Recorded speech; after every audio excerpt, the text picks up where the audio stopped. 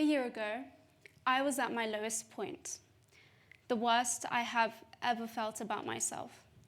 I was procrastinating every day with piling overdue assignments, a non-existent work ethic, no self-confidence. I wasn't even investing time into my physical health or engaging in hobbies that would benefit me mentally. I was practically a zombie, never present, never there, and letting down those around me. This continued in an agonizing cycle, with the fear of tackling my workload resulting in literal physical illness, which led to my missing several of the mock GCSEs in year 10.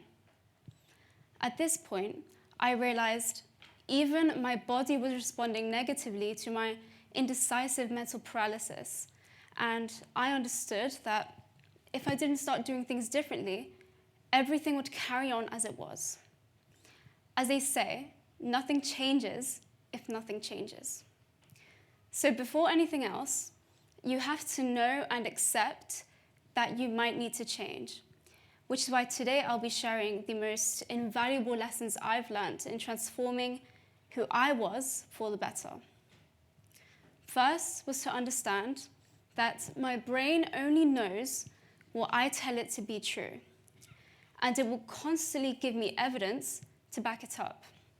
So when I fed my brain with repetitively negative phrases such as, "I'll never look like them," or "Why bother trying this if I'll fail anyways?" I saw instances around me of these points being proven, as my brain was only trying to prove me right. However, when I flipped this around to, "We may look different, but we both hold this magnetic light of our own," or "Wherever I go, I am respected and valued," I started to notice the world around me reflecting these newly adopted beliefs. This is where journaling kicks in, which aided me in reversing what I instinctively told my brain out of habit. I asked myself, are the thoughts circling my mind reflecting what the highest version of myself would think? The answer to this truly revealed to me what had to change in my life, what I had to cut out and let go of. A while ago, I learned that 98% of all thoughts we think on a daily basis belong to those of the day before.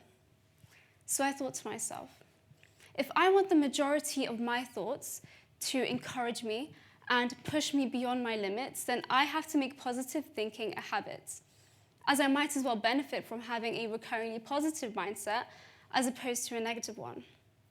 To achieve this, I repeated sentences affirming and reminding myself of the life I wanted to live every night before bed and every morning after I woke up. I even transformed my Instagram and YouTube feeds into posts and videos that would inspire me. This rewiring of my digital algorithm essentially served to rewire my mental algorithm, and the progress I've seen since then in terms of everyday mood and reactions to situations has been incredible. Another lesson I learnt and now know is that for the most part, the way I treat myself is how others will treat me. So whether someone respects you may very well lie in the question of your own self-respect, proven by how you carry yourself day in and day out. Embodying the person you want to be entirely in the way that you move, the way you speak, the way you act, is a secret to eventually morph into that person before you know it. When communicating with others, I understood that oftentimes their actions and reactions are reflections of what they think of themselves, whether they're conscious of it or not. Nothing is personal. So if someone has an issue with you and with who you are, it's because you awaken a part of themselves they would rather not face.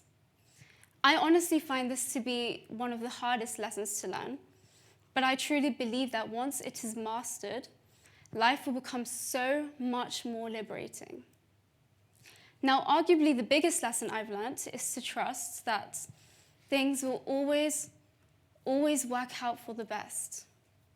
So if something doesn't turn out the way you want it to, trust that it simply was not for you, and something even better that would make you even happier and that you deserve even more is on its way to you. And to someone in the position I was in a year ago, I know just how delusional and unrealistic it seems. However, my proof in everything always working out for me came from simple proof. Ask yourself, am I living in at least one of the dreams I wanted to achieve? Wasn't there a time I thought my life would only ever stay the same and that I would never find my drive again? And look at me now. There is your proof. I am my proof. And if you haven't done so already, now is the time to find yours. Thank you.